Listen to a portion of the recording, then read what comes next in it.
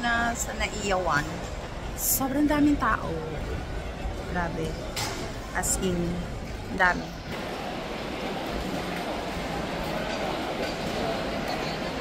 Super dami. So, I'll wait. Maaga ako sobra. So, I'll just wait for magbukas yung gate. Back in Seoul.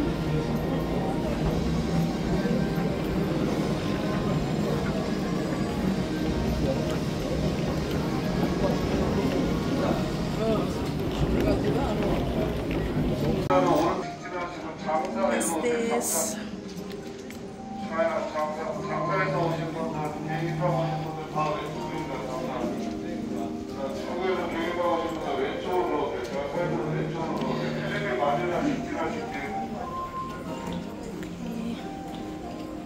On my way to immigration.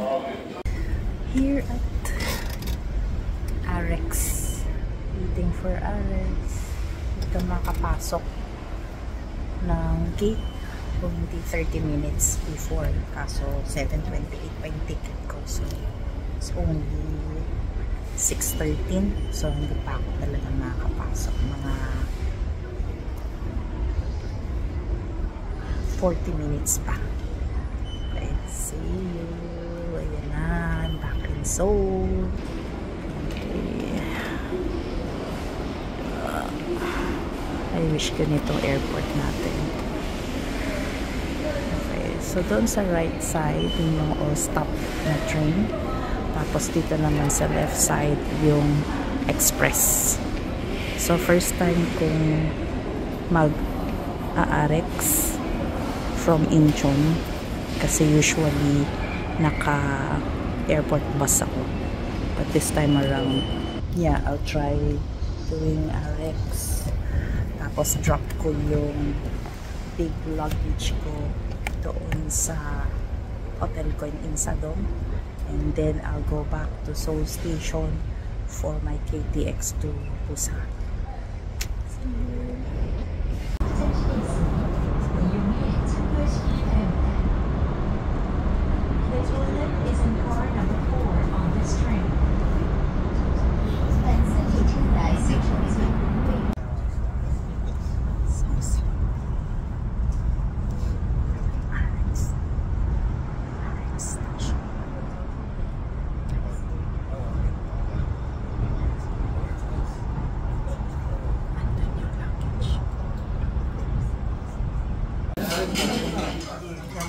Ang sarap.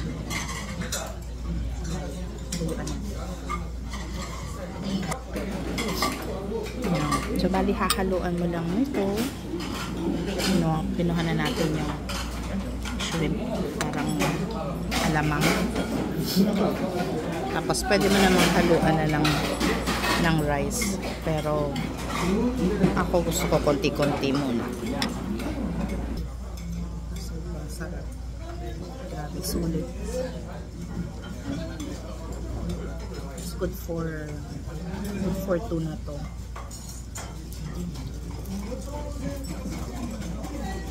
Kain mo na. Hello, Busan. Okay, dito ako kumain. Famous yan. Ano yan? Marami na rin nag-feature dito. Ang sarap. Sarap ng gukbap niya. Gukbap is parang rice soup. Yan. So, mamaya siguro magpo-convenience store na lang ako. Oh, may jambon! Tsaka yun! Nice! Okay. Malapit lang to sa hotel namin.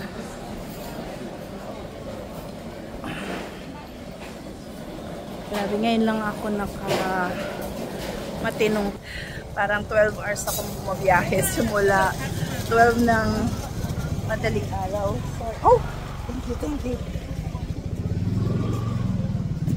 Ayan, nahulog yung ano ko, hotel key ko. Binigay ni kuya. Buti na lang. Bakit nga ba? Paghugot ko siguro sa bulsa ko. So, akala ko kung sino yung tumatapik sa akin. Takot ako. Tingnan natin ang presyo nito. Teka. Parang Chinese to. Ayaw ko niyan. Teka. Merong bibimbap. 9,000 lang. That's 360 pesos. Balik tayo.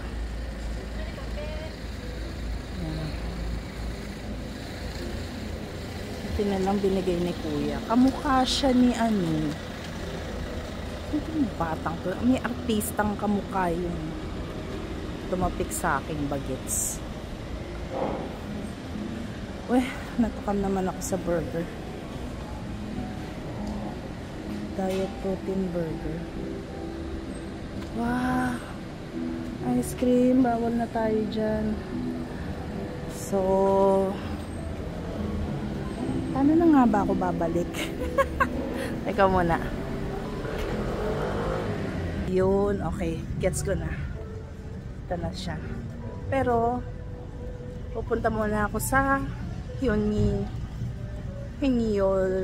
Culture Village. Mamaya, pakita ko sa inyo. Okay, hotel tour tayo. So, yan yung room. Oops, hindi pa pala nakasara. Sorry naman.